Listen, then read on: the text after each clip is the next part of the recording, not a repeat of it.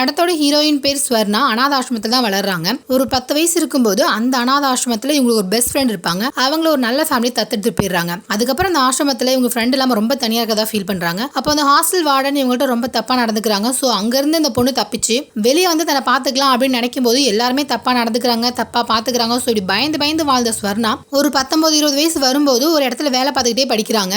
அவங்க தங்கி இருக்கிற இடத்துல ஒருத்தன் இவங்களை அடையணுங்கிறதுக்காக தினமும் டார்ச்சர் பண்ணுவான். ஸ்வர்ணாவும் அவனுக்கு பயந்துகிட்டே ஒவ்வொரு நாளையும் கடத்திட்டு இருந்தாங்க. ஒரு நாள் ஸ்வர்ணா வேலை பார்க்குற இடத்துக்கு ஒரு கூட்டம் வருவாங்க. அவங்க போலீஸ்க்கு பயந்து தான் அந்த இடத்துல வந்து பதுங்கி இருப்பாங்க. அவங்கள பார்க்கறதுக்கு ரொம்ப தைரியமானவங்களா வீரமானவங்களா இருந்தாங்க. ஸ்வர்ணாவுக்கும் அவங்கள மாதிரி நாமளும் தைரியமா இருக்கணுங்கிறது ஆசை. அந்த கூட்டத்தோட தலைவன் பேரு கருணா. ஸ்வர்ணாவை டெய்லி ஒருத்தன் அடின்னு நினைச்சு டார்ச்சர் பண்ணா இல்லையா, ஒரு நாள் ஸ்வர்ணாவுக்கு தைரியம் வந்து அவனை ஏத்து போராடலான்னு முடிவு பண்றாங்க. அந்த சண்டையில அவன் இறந்தும் போயிடுறான். இதுக்கப்புறம் கருணாவோட கேங் நீ எங்க கூட வந்துரு அப்படின்னு சொல்லி ஸ்வர்ணாவை காட்டுக்கு கூட்டு போயிடுறாங்க. ஆனா காட்டுக்குள்ள போனதுக்கு அப்புறம் தான் தெரியுது கருணா ஒன்னும் நல்லவன் கிடையாது. அவன் கூட இருக்கிற கூட்டமே நல்ல கூட்டம். ஆனா இவன் அவங்கள யூஸ் பண்ணி இவன் தான் பணம் சம்பாதிச்சிட்டு இருக்கான். இவன் ஒரு கெட்டவன் அப்படிங்கிறது ஸ்வர்ணாவுக்கு தெரிய வருது. எப்படியாவது கருணா விட்டு போயிடணும்னு ஸ்வர்ணா நினைக்கிறா. ஆனா கருணா விட மாட்டேங்கிறான். இதனால ஸ்வர்ணா கருணாவை போலீஸ்ல மாட்டி விட்டு அதுக்கப்புறமா அந்த கூட்டத்துல இருந்து தப்பிச்சிடுறாங்க. இதுக்கப்புறம் ஸ்வர்ணாவுக்கு ஒரு நல்ல லைஃப் பார்ட்னர் கிடைக்கிறாரு. அதுக்கப்புறம் அவங்களோட அனாத ஆசிரமத்துல இருந்து போனாங்க இல்லையா பெஸ்ட் ஃப்ரெண்ட், அவங்களையும் கண்டுபிடிக்கிறாங்க. இப்படி நல்ல லைஃப் போயிட்டு இருக்கும்போது தான் கருணா ஜெயில இருந்து தப்பிச்சு வரான். அதுவும் சாதாரணமா இல்ல, அவனோட சேர்த்து 19 கைதிகள் ஜெயில ஆக்சிடென்ட்ல இறந்து போயிட்டாங்க அப்படின்னு ஜெயிலையே நம்ப வச்சுட்டு வெளில வரான்.